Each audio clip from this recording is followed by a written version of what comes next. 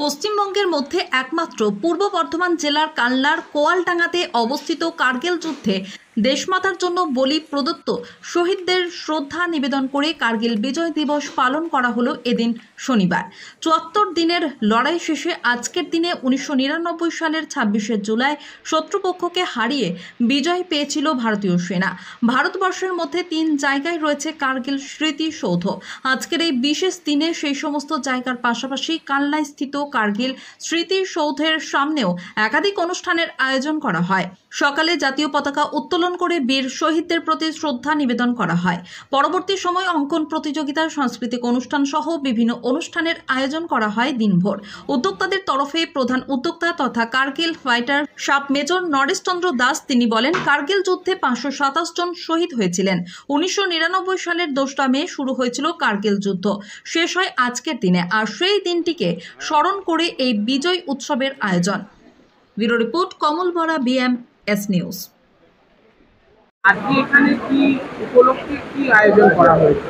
আজ উপলক্ষটা এটাই ছিল, পশ্চিমবঙ্গের প্রথম একটা কার্গিল স্মৃতিসৌধ তৈরি হয়েছে, যেটি আমাদের ভারতবর্ষের যে ৭৪ দিনের লড়াইয়ে, সেই লড়াইয়ের যে সৈনিক দেশের জন্য বলি প্রদত্ত তাদের উদ্দেশ্যে এটা স্মৃতিসৌধ তৈরি। আর সেই কারণেই এই সৈনিকদের শ্রদ্ধা দেওয়ার জন্য, তাদের প্রতি আমাদের আন্তরিক ভালোবাসা, প্রীতি, আর দেশের জন্য যারা বলি প্রদত্ত হয়েছে তাদেরই শ্রদ্ধার উপলক্ষে এই কার্গিল স্মৃতিসৌধের একটা অনুষ্ঠান। আজকের দিনেই কি বিজয় উৎসব হয়েছে?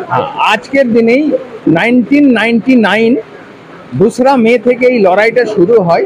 ৭৪ দিনের লড়াইয়ের ২৬ জুলাই 99-এ এটা সিজ ফায়ার হয়। আর সেই জন্য এটা বিজয় দিবস হিসাবে ভারতবর্ষে মান্যতা পেয়েছে। আর এটা আমাদের জীবনের একটা, ভারতবর্ষের একটা চরম দিন।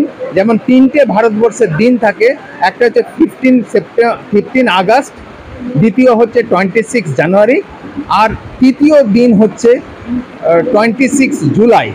এই কার্গিল দিবস হিসাবে আমরা ভারতবর্ষে এটাই মানি।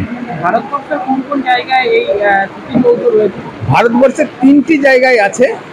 সর্বপ্রথম JNK-তে দরাজ সেক্টরে, দ্বিতীয় পন্ডিচেরিতে, তৃতীয় পশ্চিমবঙ্গে কালনা, পূর্ব বর্ধমান ডিস্ট্রিক্টের কালনাতে। এটা কত বছর থেকে তৈরি হয়েছে এখানে? এটা গত বছরে 25 ইয়ার্স পূর্ণ হওয়ার পর গত বছরে 25 বছরে এটা উদ্বোধন হয়। আর এটা দ্বিতীয় বছরের প্রোগ্রাম। আজকে সারাদিনে কি কি প্রোগ্রাম রয়েছে? আজকে সারাদিনের প্রোগ্রাম 11টায় রিট প্যারেড সেরেমনি থা, সেলামি সার্চের সঙ্গে এটা অনুষ্ঠান করে 54 NCC battalion CO colonel NS Cheema, उसके साथ सूबेदार मेजर था, उसके साथ और JCO साहब था।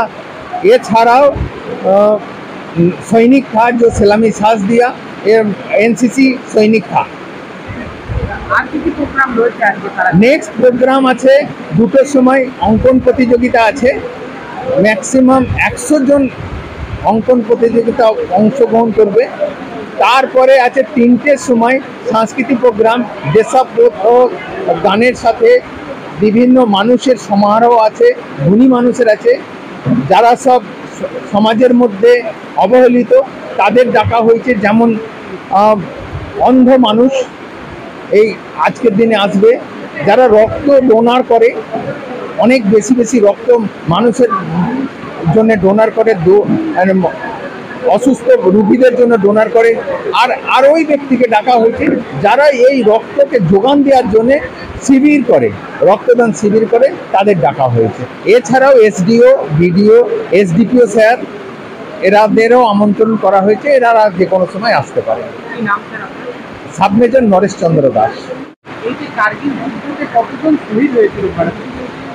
এই কার্গিল যুদ্ধে ৭৪ দিনের লড়াইয়ে ৫২৭ জন দেশের জন্য বলি প্রদত্ত হয়েছে।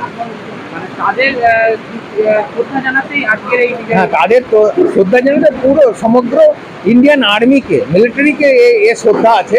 কারণ তাদের পরিবার আছে, তাদের ঘর সংসার আছে, তারা দেশের জন্য বলি প্রদত্ত, সবাইকে বীর নারীদের শ্রদ্ধা, এই সৈনিকদের শ্রদ্ধা, যারা রিটায়ার্ড হয়েছে তাদেরও শ্রদ্ধা, যারা এই দেশকে রক্ষা করছে তাদের জন্য শ্রদ্ধা জানানোর এই অনুষ্ঠান।